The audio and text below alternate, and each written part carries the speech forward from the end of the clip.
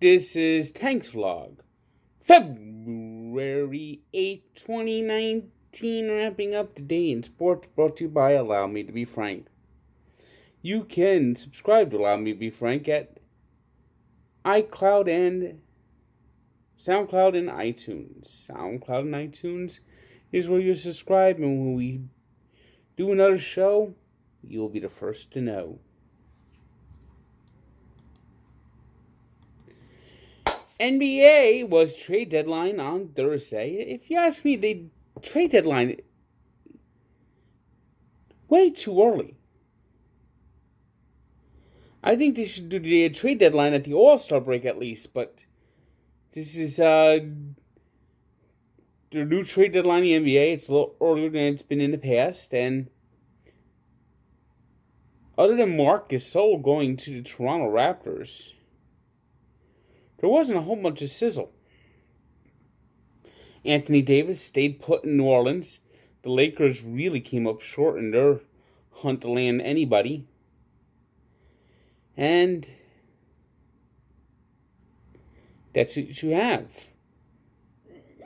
Now, the Lakers went out and had probably their best win of the year on Thursday night as they rallied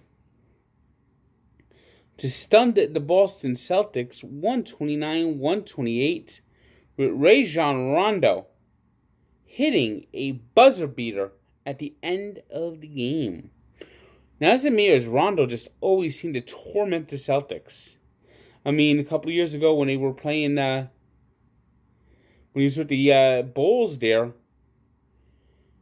he had the Bulls up 2-0 before he got injured.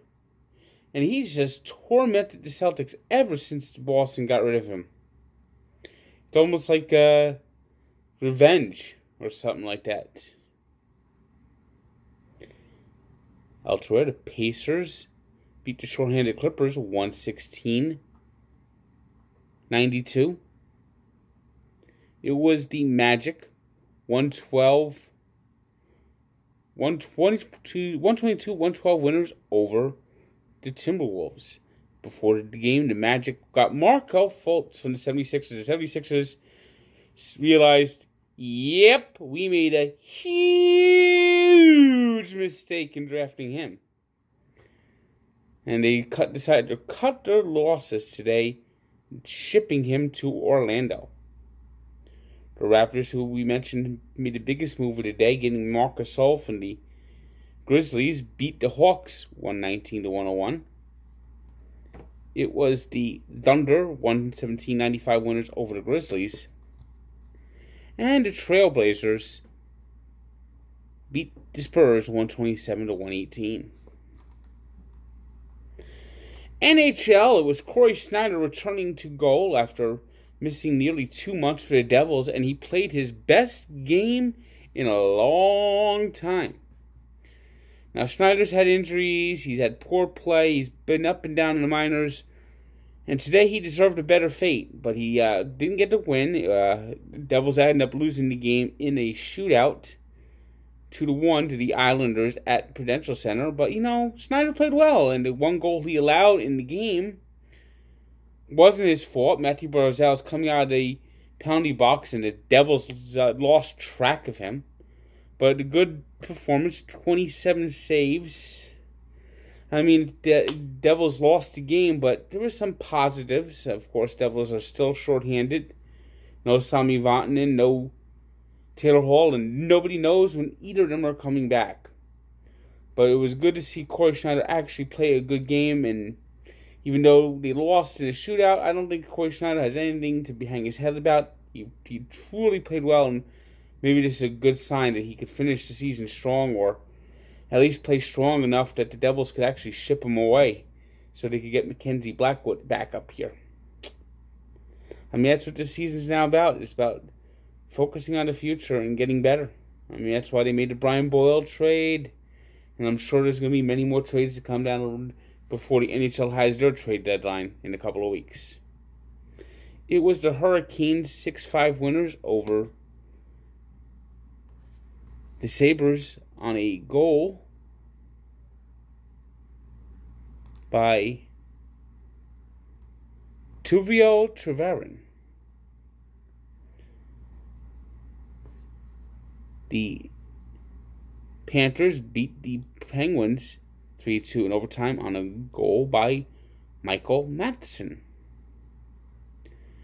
It was the Kings 3-2 winners over the Flyers in a shootout as Tyler Toffoli, who just ravaged the Rangers, ravaged the Devils, had the big game-winning goal in the shootout. Jonathan Drouin had a big day as the Canadiens ruined the day for the Jets 5-2. It was the Capitals 4-3 winners over the suddenly reeling Avalanche, who have been sliding down the hill with 5 straight losses now. That was a 4-3 overtime loss in that one. Senators blanked the Ducks 4-0, a shutout by Anders Nilsson in that one. Jonathan Marchessault scored twice as the Golden Knights beat the Red Wings 4-3. The Blues continue to get terrific goaltending from Jordan Binnington.